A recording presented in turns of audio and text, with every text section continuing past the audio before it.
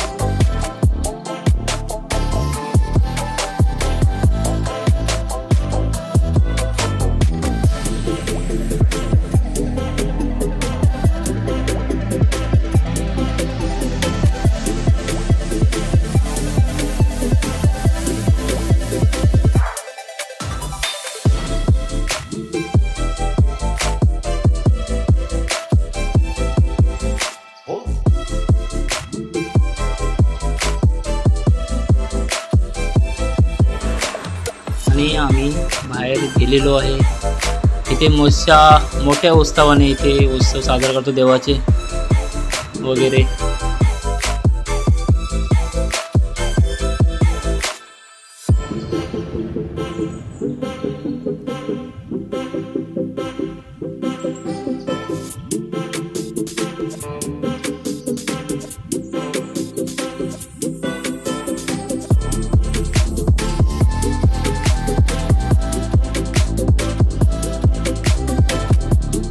कसा वाटला व्हिडिओ नक्की कळवा, कमेंट करा, शेअर करा आणि ना चॅनलवरती नवीन असाल तर सबस्क्राईब करा। असे तुमच्यासाठी नवीन व्हिडिओ तुमच्यासाठी घेऊन येत असेल। तोपर्यंत टाटा, बाय बाय।